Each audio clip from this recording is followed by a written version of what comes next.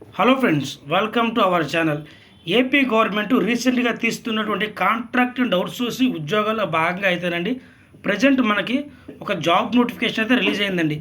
దీనిలో భాగంగా సుమారుగా 150 పోస్టులు అయితే ఈ నోటిఫికేషన్ ద్వారా అయితే భర్తీ చేయనున్నారు. 10th క్లాస్ నుంచి డిగ్రీ వరకు ప్రతి ఒక్కరికి ఇందులో అయితే అవకాశాలు ఉన్నాయండి.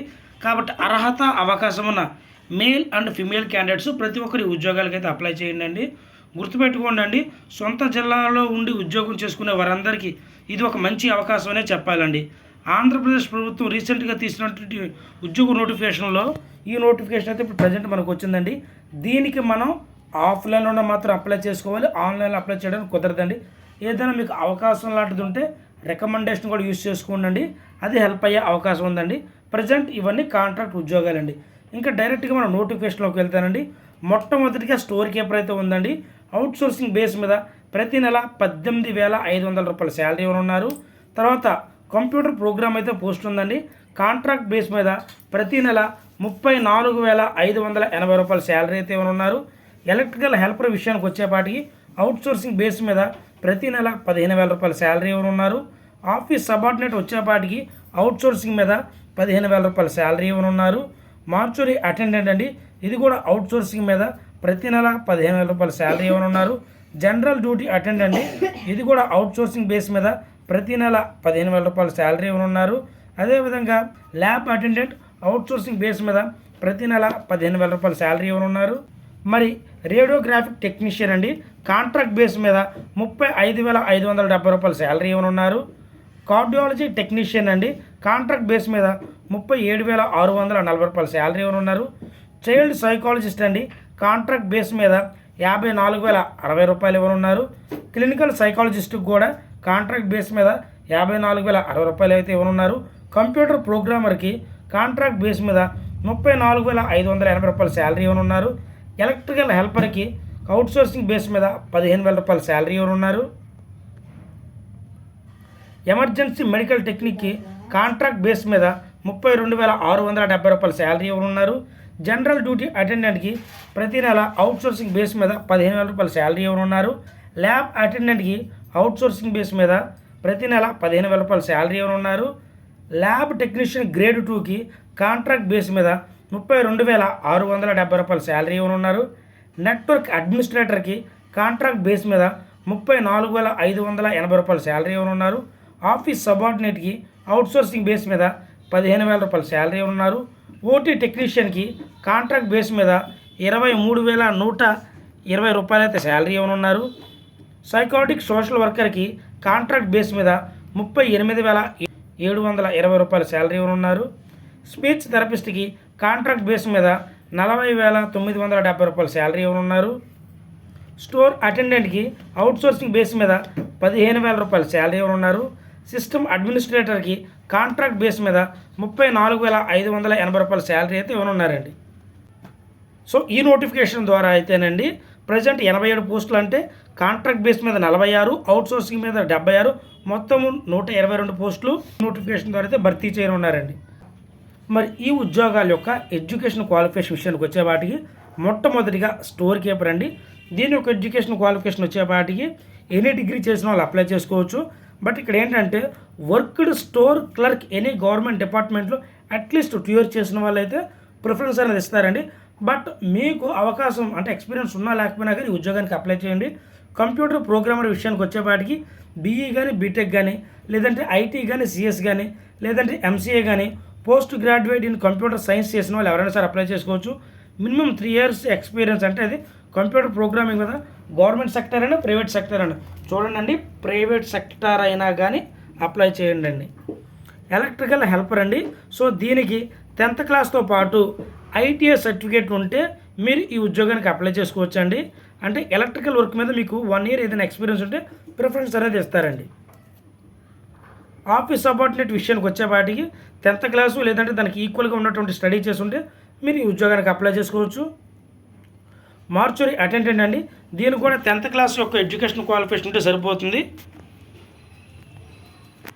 రేడియోగ్రాఫిక్ టెక్నీషియన్ అండి, సో దీని యొక్క ఎడ్యుకేషన్ క్వాలిఫికేషన్ వచ్చేవాడికి ఇంటర్మీడియట్ లేదంటే దానికి ఈక్వల్ స్టడీ చదివి దానితో పాటు డిప్లొమా ఇన్ రేడియోగ్రాఫర్ లేదంటే ఎక్స్రే టెక్నీషియన్ కానీ లేదంటే బీఎస్సీ కానీ లేదంటే సిఆర్ఏ సర్టిఫికేట్ ఉన్నా లేదా డిఆర్జిఏ సర్టిఫికేట్ ఉన్నా కానీ మీరు ఈ ఉద్యోగానికి అప్లై చేసుకోవచ్చు. కార్డియాలజీ టెక్నీషియన్ అండి. సో దీని యొక్క ఎడ్యుకేషన్ క్వాలిఫికేషన్ వచ్చేపాటికి బీఎస్సీ డిగ్రీ చేసిన వాళ్ళు ఎవరైనా సరే అప్లై చేసుకోవచ్చు. 2 years diploma in cardiology technology చేసిన వాళ్ళు, 2 years diploma in electro cardiology therapy చేసిన వాళ్ళు ఈ ఉద్యోగానికి అయితే అప్లై చేసుకోవచ్చండి. చైల్డ్ సైకాలజిస్ట్ అండి. దీని యొక్క ఎడ్యుకేషన్ క్వాలిఫికేషన్ వచ్చేపాటికి ఎంఫిల్ అండి, సైకాలజీ చేసిన వాళ్ళు లేదంటే ఎంఏ సైకాలజీ చేసిన వాళ్ళు లేదా PG diploma in child psychology చేసిన వాళ్ళు ఈ ఉద్యోగానికి అప్లై చేసుకోవచ్చు. ఎమర్జెన్సీ మెడికల్ టెక్నీషియన్ అండి. దీని యొక్క ఎడ్యుకేషన్ క్వాలిఫికేషన్ వచ్చేవాడికి ఇంటర్మీడియట్ లేదంటే దానికి ఈక్వల్ స్టడీతో పాటు బీఎస్సీ ఎమర్జెన్సీ మెడికల్ టెక్నాలజీ కానీ లేదంటే BSc emergency medical services technology చేసిన వాళ్ళు ఎవరైనా సరే ఈ ఉద్యోగానికి అప్లై చేసుకోవచ్చు. జనరల్ డ్యూటీ అటెండెంట్ అండి. So 10th class education qualification ఉంటే సరిపోతుంది, లేదంటే ఈక్వల్ స్టడీ ఉన్నా కానీ మీరు ఉద్యోగానికి అప్లై చేయొచ్చు. ల్యాబ్ అటెండెంట్ అండి. 10th class క్వాలిఫికేషన్తో పాటు ల్యాబ్ అటెండెంట్ కోర్స్ చేసినా లేదంటే ఇంటర్మీడియట్లో ల్యాబ్ అటెండెంట్ వొకేషనల్ కోర్స్ చేసినా కానీ ఈ ఉద్యోగానికి మీరు అప్లై చేసుకోవచ్చు. ల్యాబ్ టెక్నీషియన్ గ్రేడ్ 2 అండి. దీని యొక్క ఎడ్యుకేషన్ క్వాలిఫికేషన్ వచ్చేపాటికి డిఎంఎల్టీ కానీ లేదంటే బీఎస్సీలో ఎంఎల్టీ చేసిన వాళ్ళు అప్లై చేసుకోవచ్చు. వొకేషనల్ ఇంటర్మీడియట్లో వొకేషనల్ గ్రూప్ తీసుకొని 1 year పాటు ఏదైనా గవర్నమెంట్ హాస్పిటల్లో అప్రెంటిస్‌షిప్ చేసినా కానీ ఈ ఉద్యోగానికి మీరు అప్లై చేసుకోవచ్చు అండి. నెట్వర్క్ అడ్మినిస్ట్రేటర్ అండి. బీఈ కానీ బీటెక్ కానీ ఐటీ కానీ సిఎస్ కానీ ఈసీఈ కానీ ఎంసీఏ కానీ post graduate in computer science కానీ ఐటీ కానీ చేసిన వాళ్ళు అప్లై చేసుకోవచ్చు.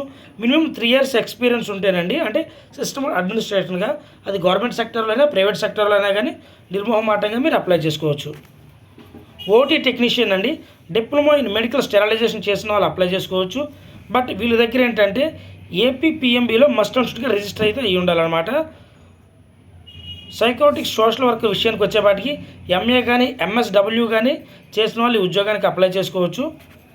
స్పీచ్ థెరపిస్ట్ అండి.